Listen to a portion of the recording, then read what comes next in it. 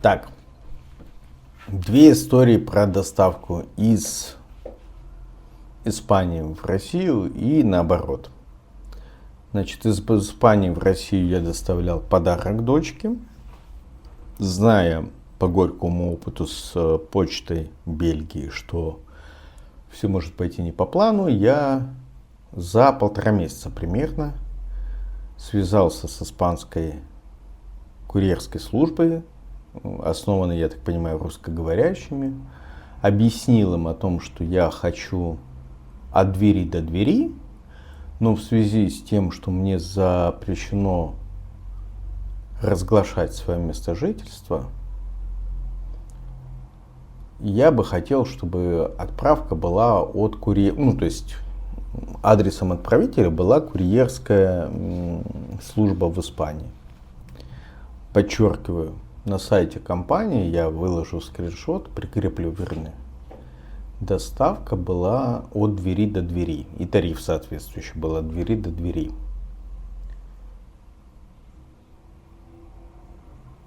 Мне предложили, то есть общались мы на русском, недопонимания в принципе не могло бы быть в этом случае.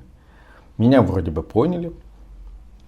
И предложили как опцию отправить эту упаковку с вещами, какими-то шоколадками, это подарок дочке на день рождения, отправить, по-моему, в Аликанте я отправлял, посмотрю. И потом уже курьерская служба со склада своего отправит, еще раз подчеркиваю, до двери дочки в Россию, в Краснодар. В общем, я сделал все, как сказали. Пришел на почту, показал подготовленную накладную о том, что нужно отправить в Аликанте на склад. На почте собрали, отправили. Какое-то время это шло, по-моему, неделю от Барселоны до Аликанте, плюс-минус. И я уже надеялся, что все это курьерская служба, которая меня поняла, отправит это все дело в Краснодар.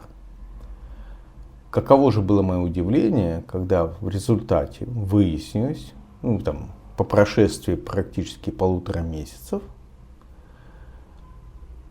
что курьерская служба, несмотря на мои просьбы, предупреждения, взяв с меня деньги за доставку до двери, просто взяла и отправила этот товар в Берлин.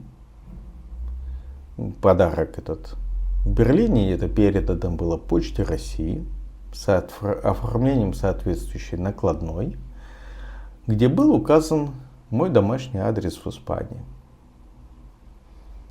И более того, в Краснодаре эту доставку сделали не до двери, как с меня взяли испанские курьеры, а как Почта России делает, привезли это все на почтовое отделение и доставили уведомление. И дочке пришлось выстаивать очереди, доказывать, что она это она, потому что оформлено было на ее имя. Чтобы было легче пройти таможенные процедуры, что отец отправляет дочери. И, в общем, это было еще тот квест. Я спросил, почему с меня взяли деньги за доставку от двери до двери. И я полагаю, что мне наврали. Сказали, что якобы курьер, вдумайтесь, курьер Почты России дошел до двери в Краснодаре, ему никто не открыл, и он вернул посылку на почту.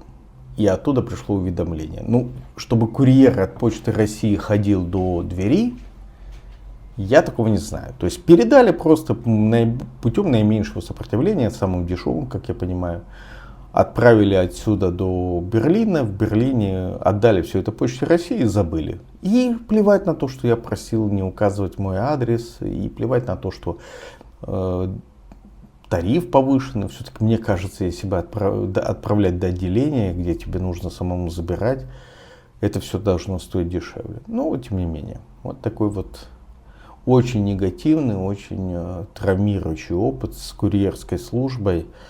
И я, честно говоря, зарекся после этого, что бы то ни было, отправлять в Россию вещей, каких-то там предметов и так далее. Мне кажется, это не стоит делать.